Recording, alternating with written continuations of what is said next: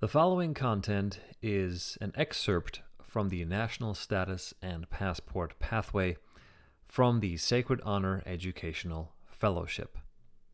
All information presented is provided for informational and entertainment purposes only and does not constitute legal, tax, or financial advice. There you go. Now, what is interstate commerce? You might ask. Well, I'm glad you did. Because interstate commerce is the Uniform Commercial Code. Notice it doesn't say law. Code is man-made. It's code. It's code for man-made legal fiction. But this Uniform Commercial Code governs everything. And so let's go down the bullet point list. Really, if you think about it, to participate in quote-unquote civilized modern society, you always have to sign something. You always have to enter some kind of contract or agreement, right? Everything has been reduced down into a contract. And a contract simply means it's a promise to perform. You, as the one signing the contract, you are promising to perform according to the terms and conditions of the contract. Now, here's a concept that I encourage you also to research and to confirm. I've had legal students at my class, and I've had even lawyers at my class, and they confirmed this as well. Legal by omission is a legal concept is being practiced all day, every day, and has been for a long time. And this simply means they do not have to show you the total and complete terms and conditions. And the best example I like to use here is, once again, the driver's license. Because in the driver's license application, they don't have to show you the thousands and thousands of codes and regulations that relate to public roads or to public traffic, traffic regulations. Those are all man-made legal fiction codes and regulations.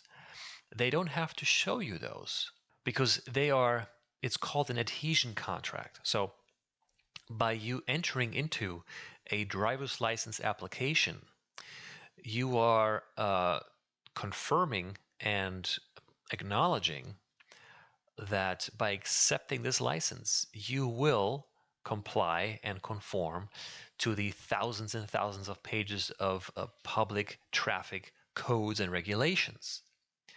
But again, they don't have to attach those, thousands of pages to the application because it's legal by omission. Okay? It's not their purpose to educate you on what the law is. It's not. It's your responsibility to educate yourself of what kind of system you're living in, what the law is, how it applies to you. But of course, most people, they never do that. And so this system relies on uneducated, non-questioning, sort of passive consumers until 2020 because a lot of people are waking up and a lot of people are asking questions, and so a lot of this information is coming out, thankfully, now. So legal by omission, and this is also a concept that I want you to keep in mind as we keep going through these sessions, because legal by omission is what they use quite often, and we keep falling into that snare. But anyway, let's keep going with the UCC. The UCC is merchant law, and UCC is simply the abbreviation for Uniform Commercial Code. The UCC is merchant law, and its roots go back all the way to Babylonian times. Its laws govern everything from credit cards and bank accounts to real estate to employment forms, police, all federal agencies, including the IRS, your child's school enrollment, and much more. Anything that requires your signature is governed by the UCC. Even the check you endorse, even online services where your typed last name, quote unquote, counts as signature. Yeah. When you signed up for something like Yelp, for example, there's no area where you have to draw a signature with your mouse or your mouse pad or your finger if you're on a touchscreen device. What's there? There's a little checkbox underneath the form: first name, last name, email, phone, I think, and whatever they ask for. Okay, so when you fill in those details, then there's a little checkbox underneath that form that says I agree to the terms and conditions and privacy policy, and you cannot continue to sign up for this service if you don't check this box. That is all they need because they have your first name, they have your last name, and they have the checkbox. So now your last name in this case counts as your signature, and you clicked the little box and you have entered into the contract. Now, why haven't you heard about the UCC ever? Because simply they don't want you to know.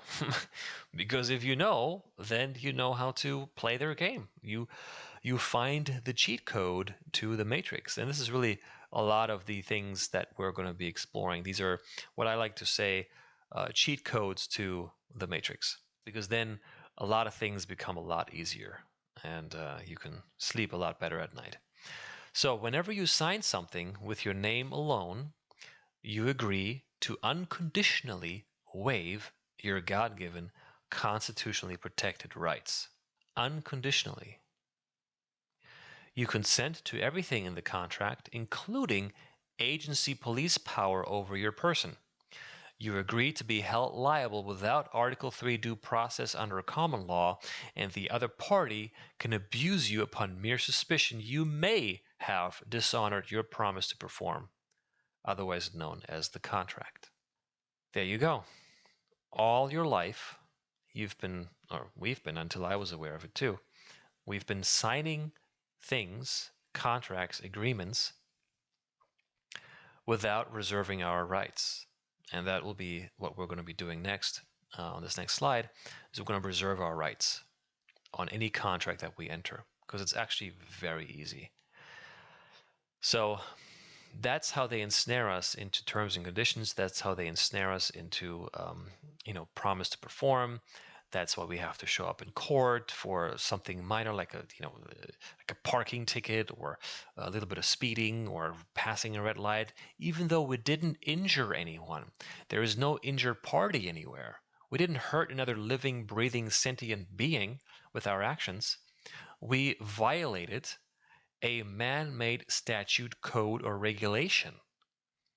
That is not a crime. A crime requires an injured party. And no, the state cannot be an injured party because the state is not a living, breathing being. It's not a sentient being. It's a corporation, really. But let's not get ahead of ourselves. So